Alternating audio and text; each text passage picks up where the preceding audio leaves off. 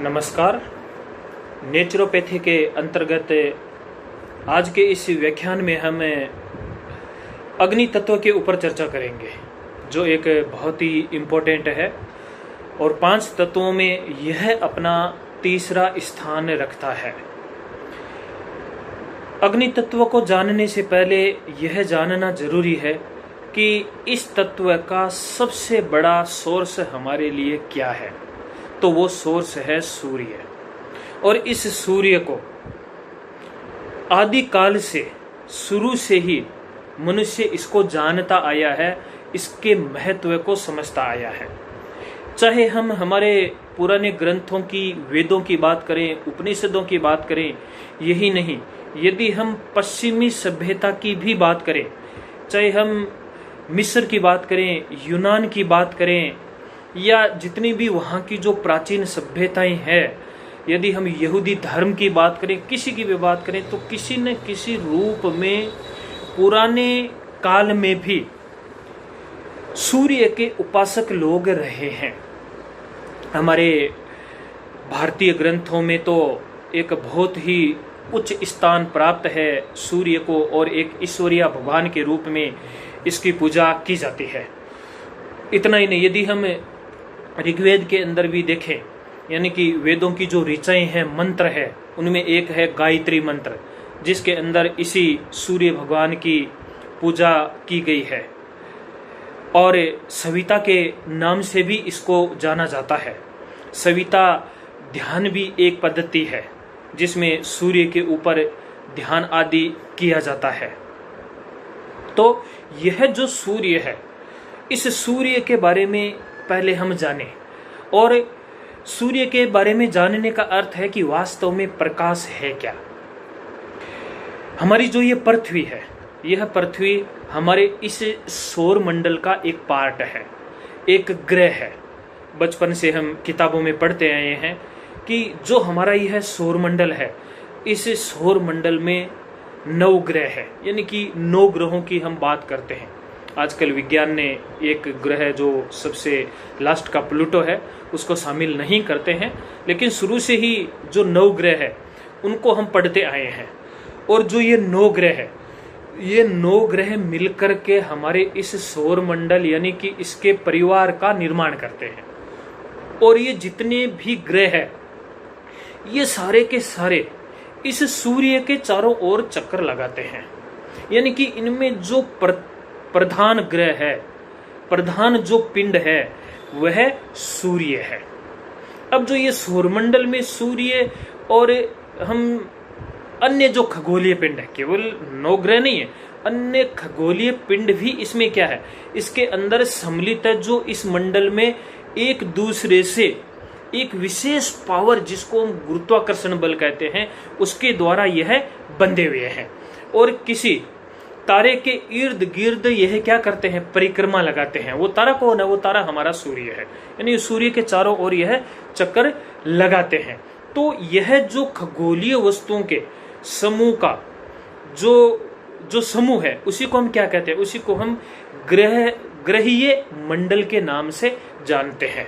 अब ग्रह तो 9 जो है, उनका आकार प्रकार बहुत ज्यादा बड़ा है, लेकिन उसके अलावा भी बहुत सारे क्षुद्र ग्रह भी है, यानी कि बहुत सारे दूसरे, जिनको हम पिंड, उल्का पिंड आदि भी जो बोलते हैं, वो भी उसके अंदर शामिल है।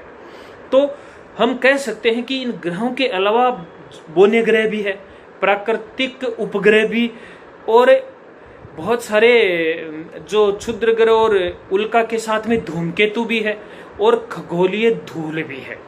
ये सारे के सारे इसके अंदर आ जाते हैं। हम यूं बोल सकते हैं इसको कि जिस प्रकार से हमारी पृथ्वी का जो यह वातावरण है, ठीक इसी प्रकार से यह जो पूरा का पूरा हमारा सौर मंडल है, उसमें ये सारी की सारी चीजें पाई जाती है। और हमारे सूरज और उसके ग्रहीय मंडल को मिलाकर हमारा सौर मंडल जो यह बनता है।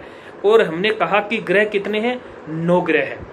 और यह इस सूर्य के चारों ओर चक्कर लगाते हैं। इसी प्रकार से कुछ ग्रह ऐसे हैं जो इन ग्रहों के चारों ओर चक्कर लगाते हैं, उनको उपग्रह बोला जाता है। जैसे बोला ना कि प्राकृतिक उपग्रह, और अभी तक जो ये प्राकृतिक उपग्रह है उनकी ज्ञात संख्या जो है वह 166 है। इसी प्रकार से कुछ बोने उपग्रह है जो आकार में कुछ बड़े हैं, उनकी संख्या 5 बताई गई है, और अरबों की संख्या में छोटे पिंड शामिल है जो इस सौर मंडल के अंदर घूमते रहते हैं। इसी प्रकार एक काइपर घेरा भी है, जो बर्फीला होता है, बर्फीला काइपर घेरा के पिंड जो होते हैं वह भी इस हमारे सौर मंडल के अंदर पाए जाते हैं। और ग्रहों के बीच में जैसे हमने कहा कि जो खगोलीय धूल है वह भी इसके अंदर रहती है। अब ये सारे के सारे जो पिंड है ये मिलते हैं, और कई बार क्या होते हैं कि कोई छोटा पिंड जब हमारे इस पृथ्वी के वातावरण के अंदर जब वो प्रवेश कर जाते हैं तो हम सभी जानते हैं कि वह एक जिसको हम बोलते हैं ना उल्का पिंड के रूप में हमें वह दिखाई देता है। और हम ये बोलते हैं कि भाई यह जो है यह एक तारा टूटा है। हालांकि वह कोई तारा टूटने का वहां पर इतना सा अर्थ है कि वह हमारे सौर मंडल में आ गया, हमारे पृथ्वी के मंडल में आ गया है, और जब उसके वायु से घर्षण होता है, उस घर्षण से वह जल उठता है तो एक चमकदार के रूप में वह दिखाई देता है। अब जो ये जितने भी ग्रह हैं, इन ग्रहों की गति के कारण से ही, यानी कि कम से कम हमारी जो पृथ्वी है इस गति के कारण से हम सभी जानते हैं कि ये मौसम जो है यह परिवर्तित होता है। रात और दिन का जो बनना है वह भी इसी के कारण से होता है। इसको समझने से पहले थोड़ा सा हम ये भी समझे कि जितने भी ये ग्रह हैं इनकी स्थिति क्या है। तो इसमें देखा जाए तो सबसे केंद्र में सूर्य हो गया। सूर्य के सबसे निकटतम जो ग्रह है वह है मरकरी, यानी कि जिसको बोला जाता है बुध ग्रह है।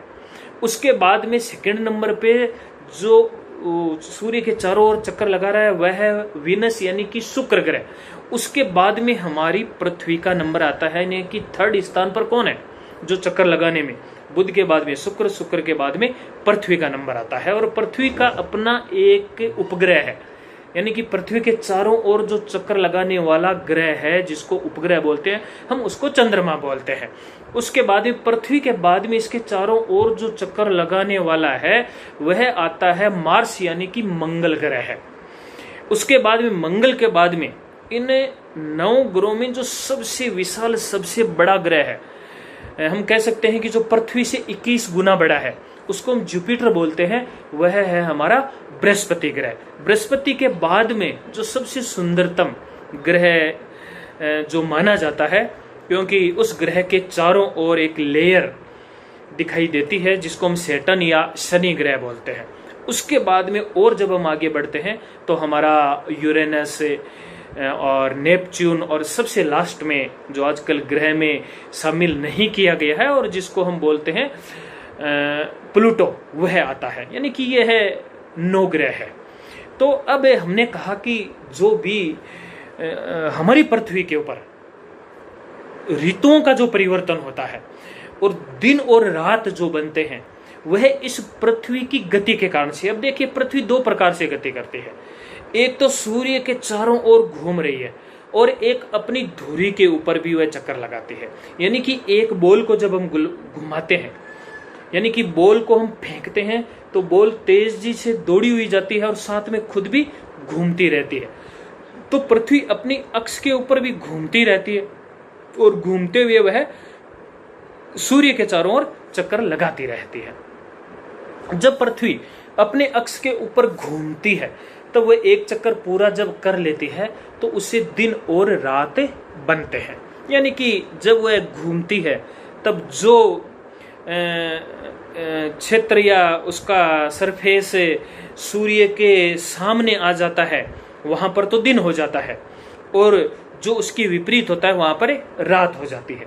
और जब यह इस सूर्य के चारों ओर घूमती है, जब ये घूमती है सूर्य के चारों ओर, तब उससे ऋतुएं बनती है। तब हम देखते हैं कि सर्दी है, सर्दी चली जाती है तो गर्मी आ जाती है, बारिश की ऋतु आ जाती है। तो इस प्रकार यह जो ऋतुओं का है यह परिवर्तन होता रहता है। अब यदि हम थोड़ा सा इस सूर्य के बारे में जानें तो सूर्य अथवा जो सूरज है ये सौर मंडल के केंद्र में स्थित एक तारा है जिसके चारों तरफ पृथ्वी और अन्य सारे ग्रह घूमते हैं। इसके साथ ही सूर्य हमारे सौर मंडल का सबसे बड़ा पिंड है और इसका व्यास की बात कर रहा हूं, इसका व्यास लगभग 13,90,000 किलोमीटर है, जो कि हमारी पृथ्वी से 109 गुना अधिक है। यानी कि एक विशाल काय यह तारा है, चमकता हुआ तारा। ऊर्जा का यह शक्तिशाली भंडार है और मुख्य रूप से इसमें हाइड्रोजन और हीलियम जो गैसेज है उन गैसों का एक हम कह सकते हैं इन गैसों का एक विशाल गोला है।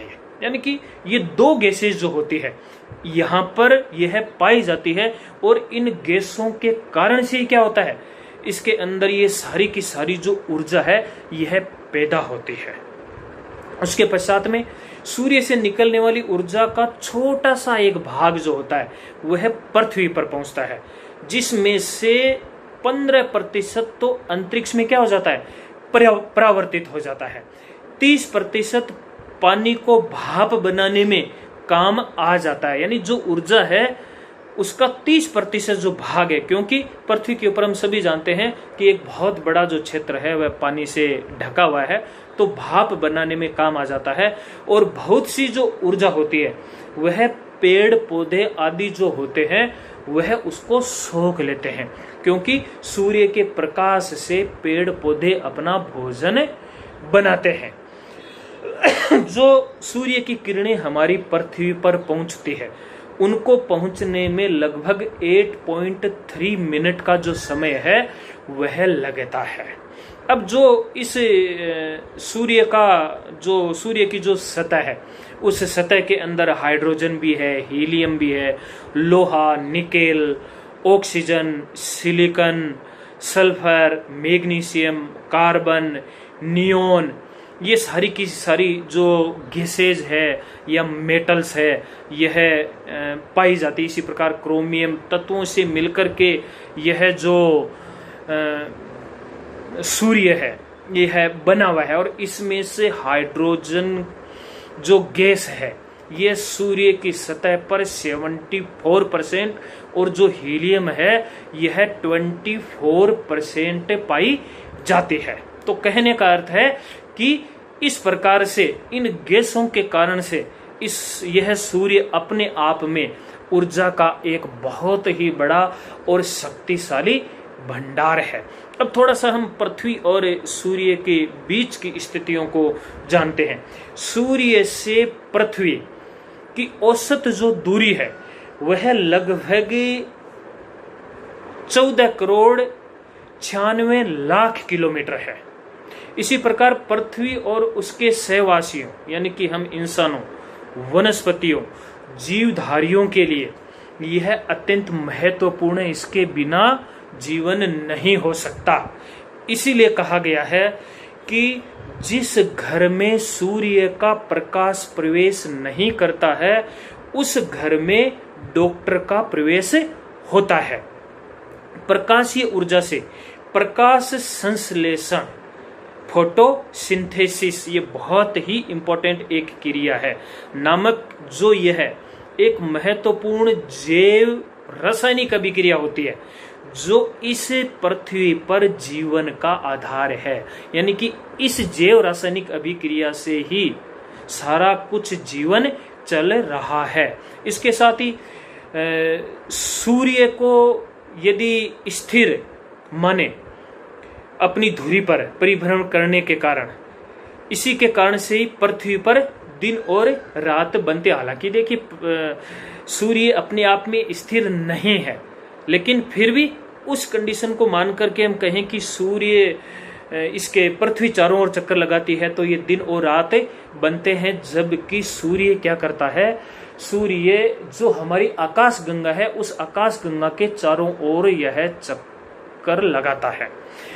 पूरे एक वर्ष के समय में जो हमारी पृथ्वी है वह लगभग 94 इंटू 10 की पावर 7 यानी कि 94 इंटू 10 की घात 7 किलोमीटर लंबी दीर्घ वर्ताकार कक्षा पर सूर्य का ये क्या करती है, यह परिभ्रमण करती है। इसी प्रकार जनवरी में निकटतम, जिसको अनुसूर्य बिंदु कहते हैं, अनुसूर्य बिंदु से होकर गुजरते समय पृथ्वी लगभग 5 गुणा 10 की घात 6 किलोमीटर सूर्य के निकट पहुंच जाती है। तो इस प्रकार से हम देखते हैं कि एक बहुत ही लंबा और दीर्घ वर्ताकार यानी दीर्घ वर्ताकार रूप में पृथ्वी सूर्य के चारों ओर चक्कर लगाती है। साथ ही मार्च और सितंबर में एक विशिष्ट दिन के भूमध्य रेखा पर स्थित होने के कारण समस्त पृथ्वी पर दिन और रात क्या होते हैं, दिन और रात बराबर होते हैं। यदि हमें जो प्रकाश हमारे पृथ्वी के ऊपर पहुंच रहा है, किरणों के रूप में हमारे पास में पहुंच रहा है, तो उस प्रकाश के बारे में यदि थोड़ा सा हम जाने तो प्रकाश एक विद्युत चुंबकीय विकिरण है। साथ ही इसकी अपनी तरंग दैर्ध्य होती है यानी कि वेवलेंथ होती है, और वो जो वेवलेंथ दृश्य सीमा के भीतर होती है जो हमें दिखाई देती है। क्योंकि इसमें कलर थेरेपी आएगी तो जो फ्रीक्वेंसी है और इसकी जो वेवलेंथ है उसकी हम आगे चर्चा भी करेंगे। और तकनीकी या वैज्ञानिक संदर्भ में किसी भी वेवलेंथ के विकिरण को प्रकाश कहते हैं, और प्रकाश का जो मूल कण होता है उसका नाम है फोटोन। तीव्रता जो प्रकाश की चमक से संबंधित होती है, और आवर्ती यानी कि फ्रीक्वेंसी और वेवलेंथ जो कि प्रकाश का रंग निर्धारित करती है। और हमें विभिन्न प्रकार के रंग दिखाई देते हैं, और इनकी अपनी वेवलेंथ और फ्रीक्वेंसी होने के कारण से अपनी इनकी एक ऊर्जा होती है, और अपनी इनकी एक ऊर्जा होने के कारण ये एक थेरेपी के रूप में काम आती है, जिस थेरेपी की हम आगे विस्तार पूर्वक चर्चा भी करेंगे। इसी के साथ ही जो प्रकाश होता है उसका ध्रुवीकरण, जिसे सामान्य परिस्थितियों में मानव नेत्र से तो अनुभव करना कठिन है, लेकिन पदार्थ की तरंग द्रव्य द्विकता के कारण प्रकाश एक साथ तरंग और द्रव्य दोनों के गुण प्रदर्शित करता है। यह एक बहुत बड़ी बात है प्रकाश की, और प्रकाश की यथार्थ प्रकृति भौतिक विज्ञान के प्रमुख प्रश्नों में आज भी एक बना हुआ है। तो इस प्रकार से हम देखते हैं कि जो भी यह प्रकाश है, यह जो सूर्य के द्वारा हमारे पास में पहुंचता है, और उसकी अपनी विभिन्न प्रकार की वेवलेंथ या उसकी अपनी फ्रीक्वेंसी होने के कारण से यह अलग अलग कलर्स के रूप में भी हमें दिखाई देता है।